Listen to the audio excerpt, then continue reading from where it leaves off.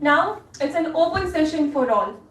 We have the faculty and scholars from various universities.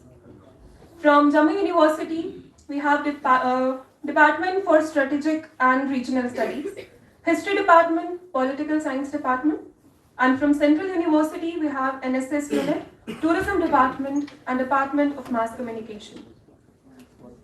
May I request the budding scholars and the accomplished intellectuals of Jammu to ask you valuable questions to the subject matter experts. Your insightful queries will greatly contribute to the wealth of the shared knowledge today.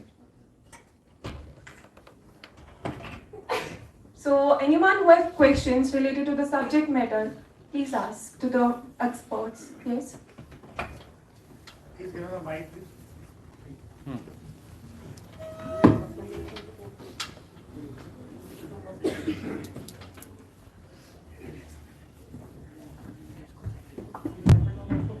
Guys, ask as many questions as you want. This is the right opportunity. There you have the experts sitting over here, all of them. One question, please.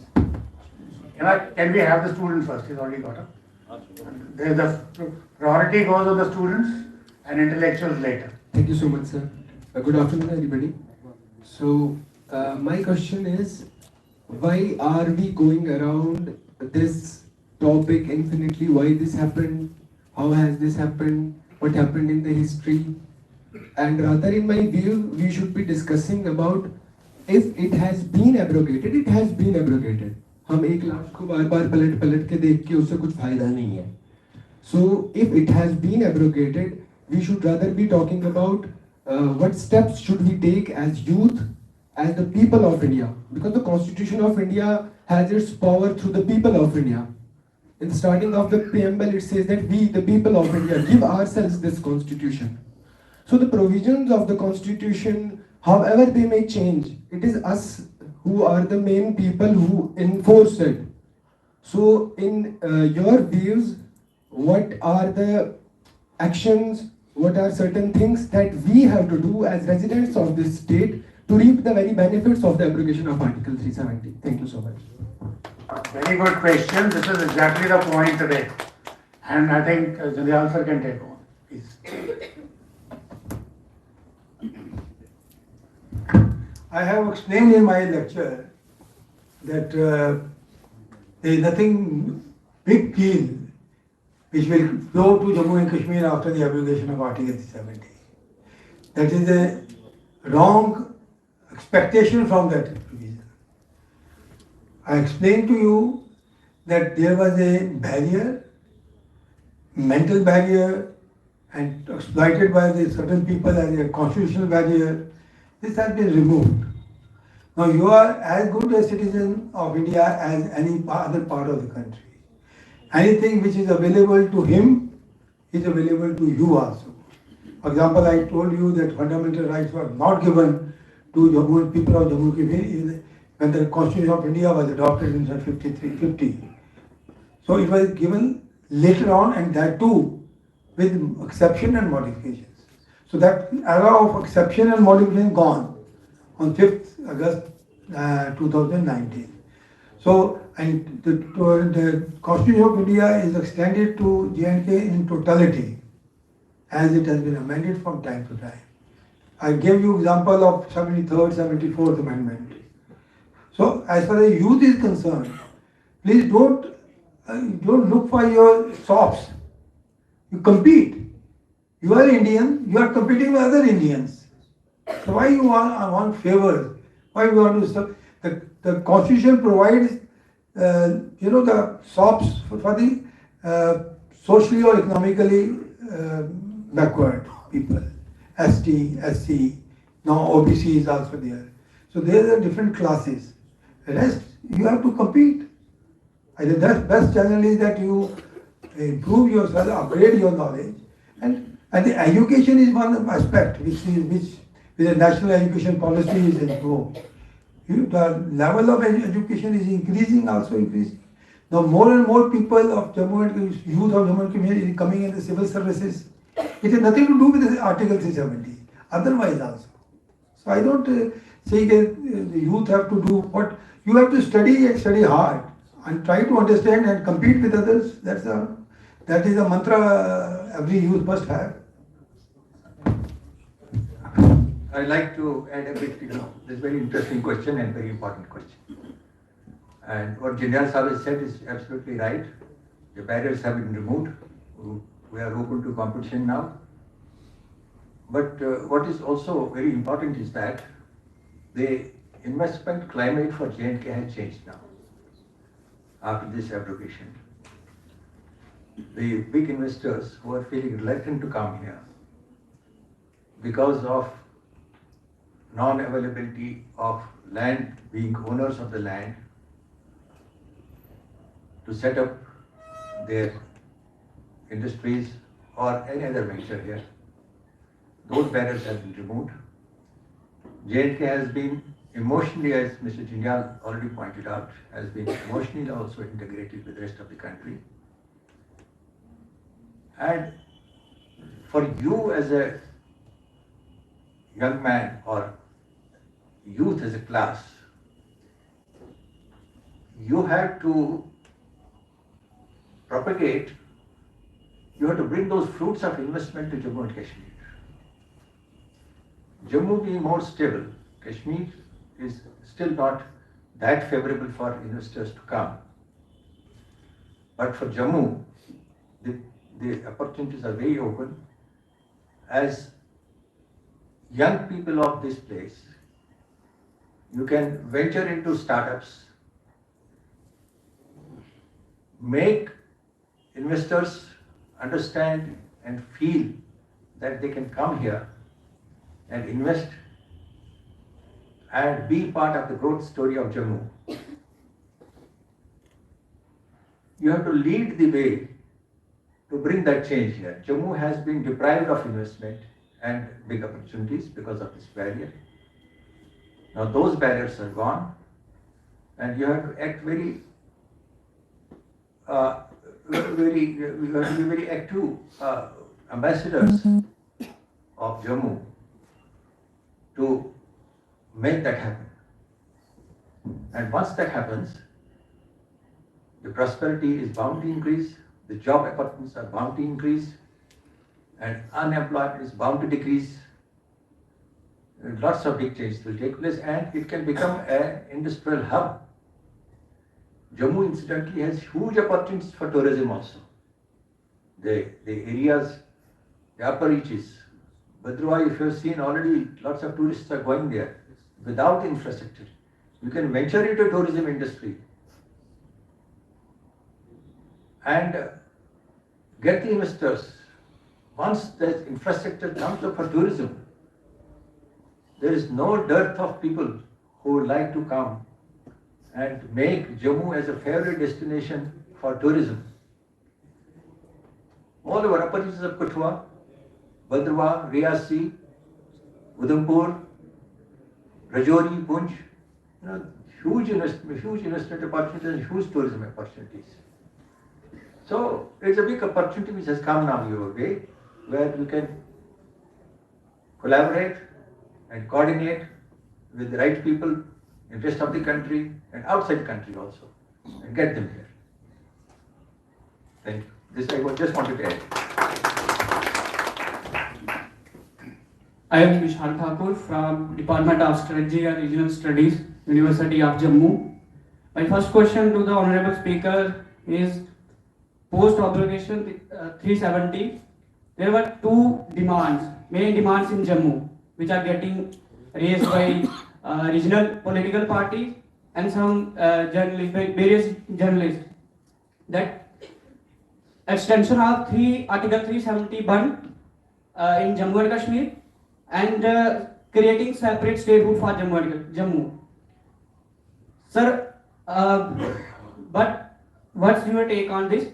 And my second question is, concept of implementing three duties. One duty for Jammu and Kashmir as a whole, second for Ladakh, and third duty within duty. Within Kashmir, for non-Muslims, particularly Kashmiri Hindus. Sir, final question to Khoda sir is regarding JK police. Sir, what kind of reforms you think that should be implemented in administration of Jammu and Kashmir police for better counter-insurgency, counter-terrorism operations, and to enhance public behavior? Thank you.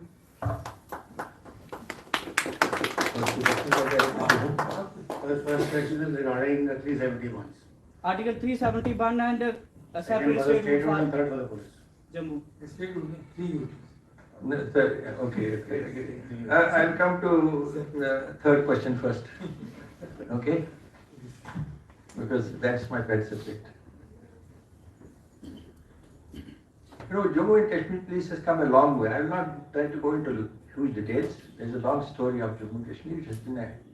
It has come into being from 1873.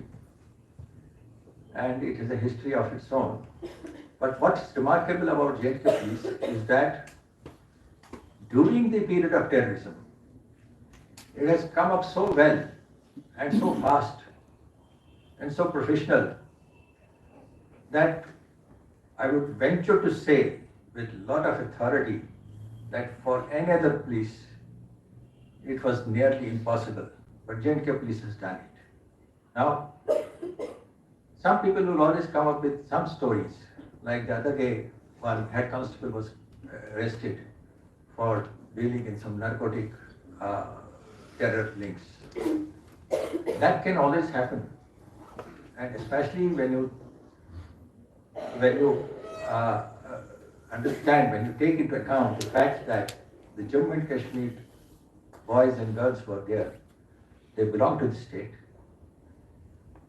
They have socially grown up here.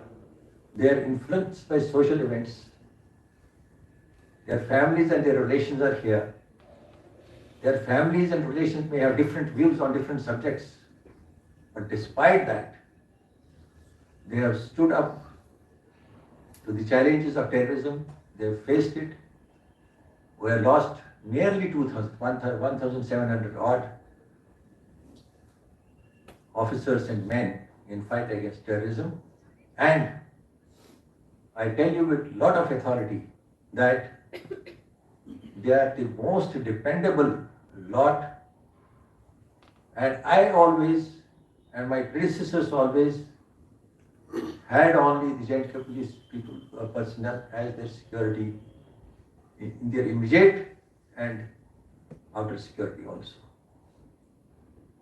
So that's the type of dependability on them. Now coming to the other point regarding the same, how it can be improved. Yes, there is always scope for improvement. The infrastructure has been improved, but there is huge scope for improvement. Their training, weaponry, that is going a lot of tremendous change. You know, initially we didn't have the infrastructure like vehicles, bulletproof jackets, the weapons. That's an ongoing process that can be speeded up, and during the present government since 2014, lots of infrastructure equipment and has come, and emphasis has been given on training. The intelligence is one of the best, and I tell you, as head of the intelligence for 5 years and head of the police force for another 5 years, that is 10 years when terrorism was at its peak, 90% of the intelligence on operations would come from the J&K police people, who were locals in Kashmir itself. It was based on their operation, on their intelligence that the operations took place. So that way, it's not because I headed the force, that's why I'm saying so, it's because of my experience with them. I don't want to compare this police with Punjab, our neighbor, which faced a similar problem, but there you have stories of their own people getting involved in terrorism. Not that J&K, some of the J&K policemen didn't get involved, but they attacked their own officers. In J&K wouldn't have any such case. So, lot of credit to J&K police, the way they have stood up in the challenges, they reformed themselves. But there is scope for improvement, and that is the continuous, that's going on very well. And I'm sure the way it's coming up coming up as the best professional force in the country. Now about 371. You mentioned, yes, some of the parties, to name those parties, I think it was one local, one is the Panthers party, another is the Shiv Sena, UBT, Uddhav Thackeray group, and there is some Dogra, that they have come up with 371. Now, 371, you have to understand what it is exactly. Now, we say 371 special guarantees can be given. There are lots of provisions in 371. I think it runs from 370 A, B, C, D up to J. I is missing, but J is there. Now, like for Maharashtra and Gujarat, it gives some development boards for certain specific regions because of the needs. For northeast states like Nagaland and others, there is a provision for preserving their cultural heritage or ethnicity. This article has been mainly used to preserve certain things about which the people are very sensitive. That their culture should not get diluted, their heritage should not get disturbed or encroached, and primarily because they have come up from the tribal status, which has huge this attachment to preservation of their ancient norms, social preservation, and who don't want to get exposed to outside influence or outside changes. So this 370 is primarily used for those things. But Jammu, fortunately, is more like any other state in the country. Now, primarily the demand has been on three issues. One is, I think, the land. The second is the jobs. And third is, I think, what was the third thing?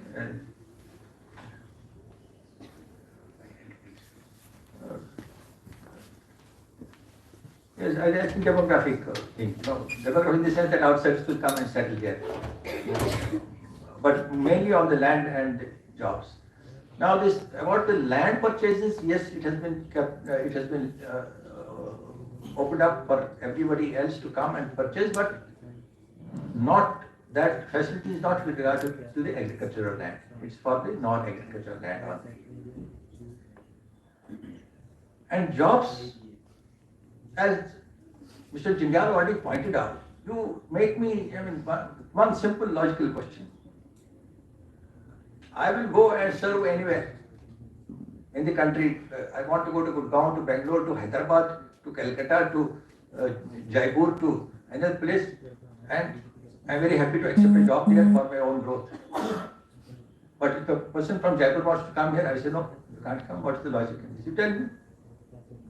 If we want to be part of one country, with one flag, one constitution, equal treatment, and if we go by the statistics as they are available today, if other places also adopt a similar stature, that outsiders should not come, are we uniting India or are we dividing India? And for the sake of argument, suppose if every state resorts to same sort of logic, Jammu and Kashmir both will get flooded with unemployed people. If all of them come back, from there they are asked to return to their own place. And this is a logic which can't sustain the practicality of the situation. It can only lead to chaos. The solution is create the job opportunities here more and more. Get the investment, get the projects on way. Have the startups from the youth coming up. That's what's going to lead to prosperity. We can't have a narrow approach of putting ourselves in cocoon and then expect that it will grow. Getting into cocoon automatically will put you in a shell. It will neither allow you to grow nor expand. So we have, why we focus on global trades? Why do we want globe to become a small village and it is giving, why do you want trade barriers to be removed? Because trade and mutual transfer of technology, men, jobs is always to the advantage of both sides. Why do you want to trade to flourish? Because one thing which is produced cheaper here, that will find a better market price outside. It won't find that market price here. And something which is found cheaper elsewhere, and here it's costly, we will get it cheaper here if we import it. So that's how the entire globe functions, and we should be part of the global system rather than going in the reverse direction. So, as far as land is concerned, or demography is concerned, now 370 has been removed here in 2019 and ratified on December 11, 23 by the Supreme Court. And we expect, or some of us, those parties which you mentioned, they have raised this question that it may lead to some sort of distortion in these two areas. You tell me how much demographic change or how much disturbance in the land prices has taken place in other states where this sort of article was not in existence right from the day of independence. Has Tamil Nadu changed its character? Has Maharashtra changed its character? Has Bihar changed its character? No.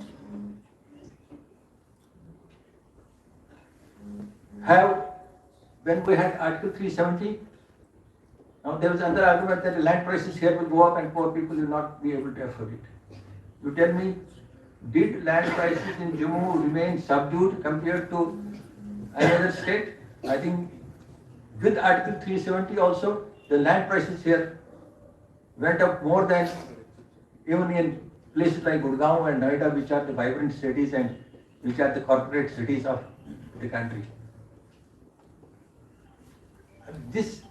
These arguments, I think, are more from my angle. I mean, I may be wrong. I don't consider myself to be the custodian of the entire wisdom, but the way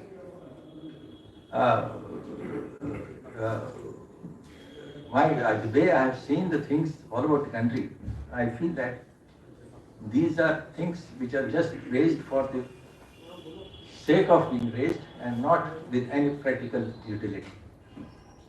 Another point you had in your question? Separate statehood for Jammu and implementing 3 UT concept in Jammu and Kashmir. I think practically again there are lots of issues in this. It will be a big discussion.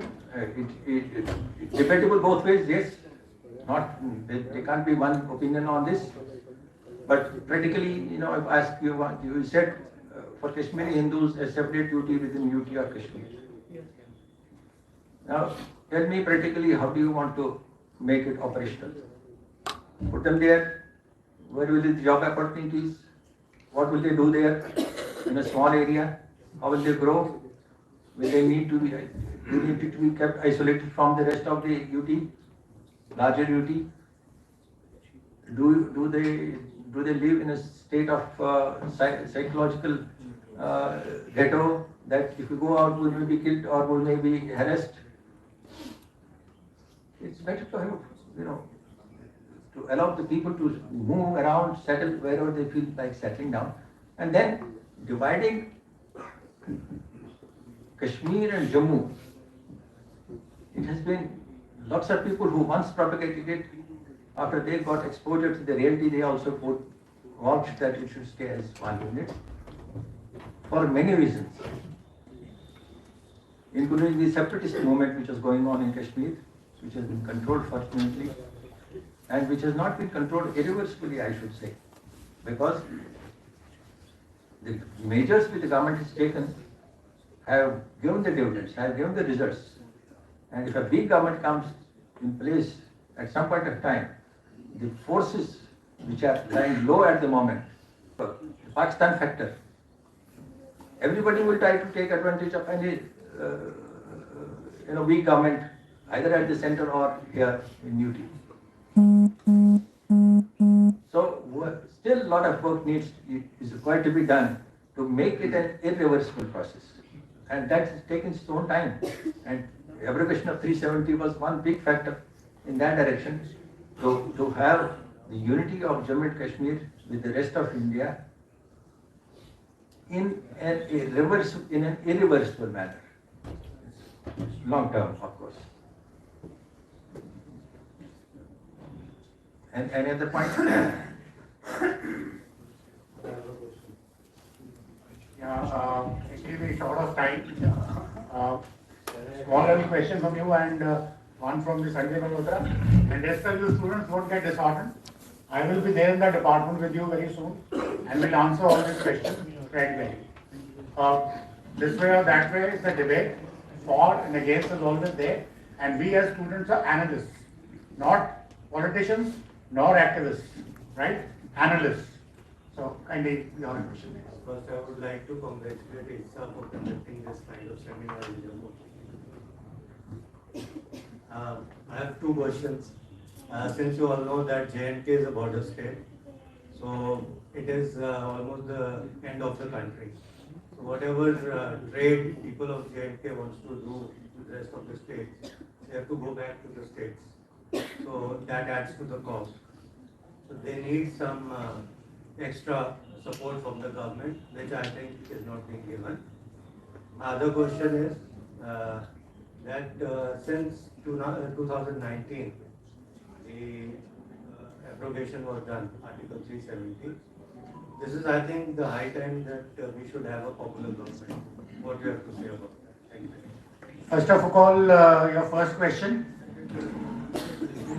Okay. First question is very important. It is not the end of the state. We are beginning of the state. Beginning of the country. Jammu Kashmir Bharat का ताज है और ये ताज किसने दिया आपको? महाराजा गुलाब सिंह और जल जोरावर सिंह ने, और बचाया ब्रिगेडियर राजेंद्र सिंह ने और महाराजा हरि सिंह ने. Second question, yes, transportation cost, yes, because of distances. But GST is sorted out. No. G- We cannot go further. We have to go back to the other states. No, it doesn't matter. Other states have the advantage. Doesn't matter that those provisions are available. If you talk to a businessman who is not a politician, he'll give you the right answers. No, but you also know that. Yes, sir. Teachers from Excuse me. Just There's always, just a minute, just answer. There's always an industrial policy and the government keeps reviewing it. There are subsidies given, transport subsidies, raw material subsidies. These are always given not only to Jammu and Kashmir but other states, Himachal also, Bandi. So these are the continuous process, and the industrialists and the trade associations are continually in the process of dialogue with the administration and the government of India also. So this is a continuous process. We have, whether you know it or not, there was a time in Jammu when industry was only a culture of subsidies. We never, functionalized the industry, but we earned the subsidies. We never gone for the production, but with manipulation we had the subsidies and we built up our own empire. So that culture is gone. So it is a question of continuous process. Any industrial unit is facing difficulties. Their association put up the demand and they have a negotiation, and Government of India will respond to that. May I have Mr. Bandotra?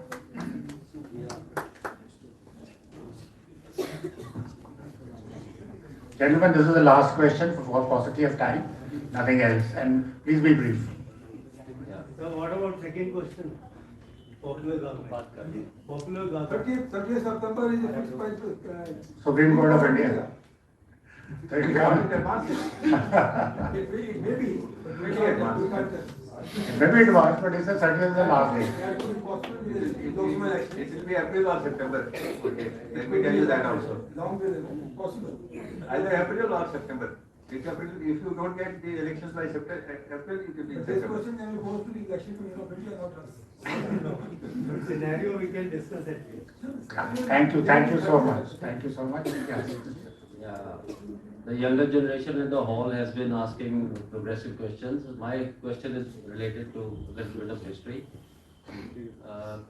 Was sending Maharaja Hari Singh to Mumbai a ploy to keep him away from promulgation of Article 370? That's my question. Was it a ploy?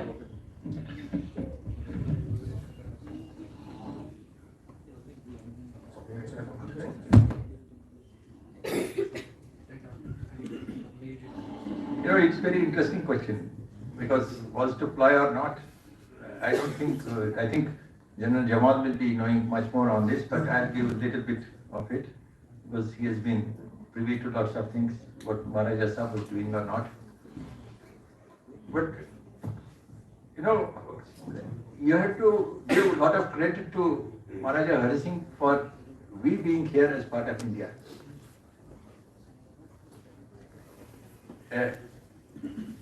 When the princely states were asked, it was when the partition became a reality, for the reasons which are now part of history,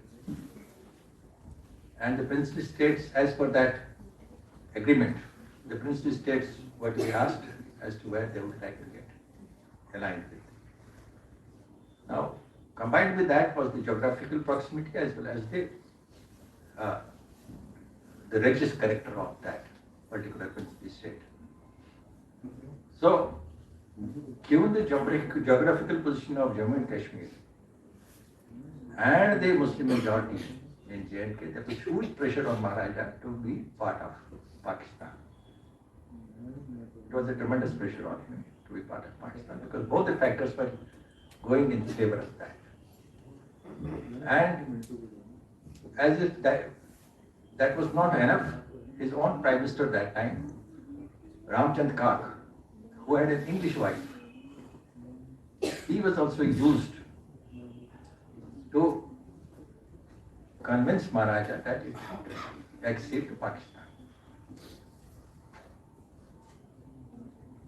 Give credit to him, he replaced him, and in came Mr. Mahajan. What was Meherchand Mahajan was the Prime Minister. He was now, in the later part of it, was speaking on behalf of Maharaja, because he would get instruction from Maharaja and interact with Delhi.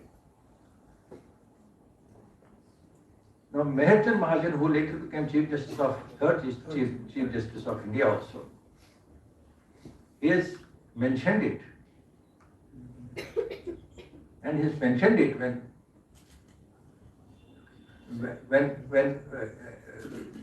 in that situation, Maharaja was in favor of standstill agreement, obviously to find a way out. Pakistan agreed to it, India did not agree to it, they were waiting. And Maharaja was in the process of negotiation when he was asked about and there was another point in this, in the partition, that the armies on both sides will not be used by India and Pakistan. Now, when Pakistan sensed that Maharaja would like to go for standstill agreement and he has more inclination towards India, they decided to send in what they call as raiders or Kabailis, who were actually the regular army. Now, who was this regular army? Now, on both sides, the chiefs of the army staff were Englishmen, under Mountbatten, Lord Mountbatten, whom they were fighting against. Now, in that, England, as Advocate Mr. Khujuria mentioned, England wanted J&K to go to Pakistan. Now, it was their ploy to send the army from Pakistan and to take over Kashmir and finish the matter off, as per the wish of the Englishmen. Now, at that point of time, when Maharaja was still in that standstill, he requested the government of India to send the forces and push back this. On 24th October, he requested, but till 26th, there was no response. And Justice Meherchand Mahajan recalls it in one of his writings, I think in a book. He has written that when he was talking to Pandit Nehru, he heard a voice in the background of Sheikh Abdullah. And Jawahar Nehru was telling him, "Pehle Sheikh batao, ye Sheikh Abdullah ka kya karoge?" So, उस time फिर महाराजा mentioned he was of the opinion कि इधर से अब कुछ नहीं होने वाला, despite his signing the instrument of decision on 24th October. He said that he will negotiate with Pakistan now and be part of Pakistan, but take a safe passage for the Hindus without getting killed, safe passage out of Jammu and Kashmir. It was at that point of time that Pandit Nehru relented and decided to send the force on 27th of October. That's how you are part of India, and we are talking here like free people. Otherwise, history would have put us somewhere else. So you have to give credit to that. दोनों side अंग्रेज थे. We had chief of the air staff an Englishman in 1956. So now दो आर्मीज fight कर रही है आपस में, क्या कर रही है? Now India was on move and were on winning and going to capture POK, what's now POK, back from them. What did ceasefire call was given? The armies were both controlled through the chief of army staff practically.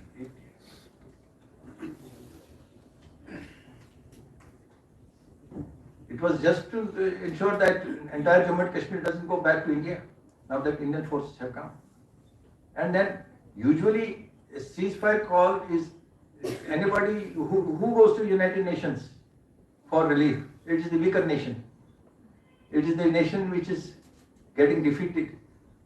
And in that situation, when Indian forces were on the move to capture back the area, it is Pakistan who should have gone to United Nations. Instead, we went to United Nations. It was again under pressure from the English that we went to United Nations. And of course, Pandit Nehru was there.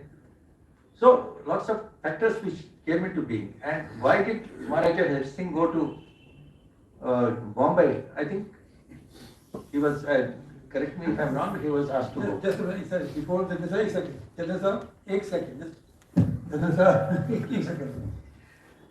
You talked about ply. 370, 370, the first part of the 370 refers to the instrument of accession, in which only 3 subjects of the union list, of the state list, union list was kept with the parliament. Rest of things were kept with the state legislature. It was done when the Maharaja was there. Okay? So there was no ploy as far as I can consider.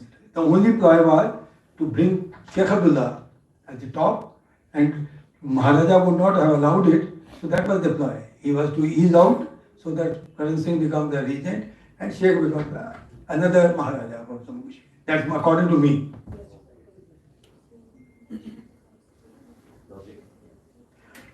You are absolutely right.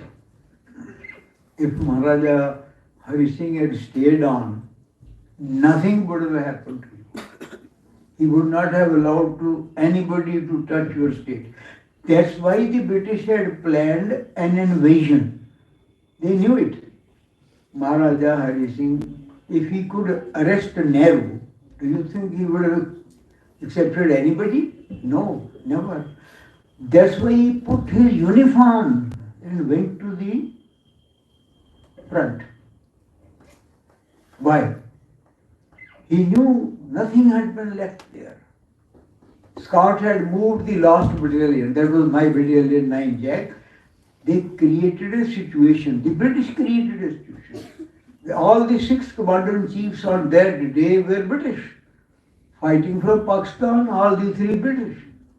On Indian side, all the three British. And he had retained the Supreme Commander. कोई लड़ाई लड़ी थी इधर?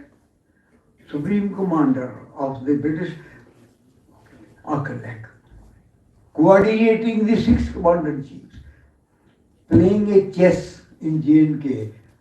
मीरपुर को नहीं बचने देना है, रुका देना है. मीरपुर पूरे पे हमारा ब्रिगेड खड़ा था उधर. I was there watching everything from Srinagar. नहीं जाने दिया, क्योंकि मीरपुर अगर ले लेते तो रावलपिंडी उनका future capital was only 30 kilometres. वो तो हमारी लॉन्ग रेंज गन में भी आ जाता. ये सब अंग्रेजों का प्लान है, मगर आपको कुछ नहीं बताया, हिस्ट्री में कुछ नहीं लिखा. You are all ignorant people. You may be statistics study university, you haven't studied anything because you have not been given to study. I asked two historians of the Jawaharlal Nehru University. He had come here. I asked him a question. Have you read Ministry of Defense history of J&K operations? He kept quiet. He was invited to give a talk in Amar Mahal. I also gave a talk. He didn't touch the subject. When I gave the talk, I asked him, why did you know that Nehru knew about the attack on Kashmir on 19th morning? Why didn't he tell Merchant Mahajan? Why didn't he tell Maharaja Singh? Even 3 days would have saved Muzaffarabad. No, they wanted this to go, and Nehru was a party to it. That's simple. You don't know. They won't tell you. Your books don't tell you. I've written this in my book, but you will never read it. The Dogaras in any case don't read anything. They are bothered. I read this lecture today only to educate them. अब तो खत्म हो गई 370, अभी भी जान लो, कल problem आएंगे. पर नहीं आए, नहीं. 150 बुलाए थे, जो आए उसमें भी 20 चले गए. बड़ा दुख की बात है. डोगरे का यही प्रॉब्लम है. और अगर आपके ऊपर मैं टाइम नहीं, टाइम बहुत कम है, you will understand why we have suffered for 70 years. It's all because of me. I am responsible for it.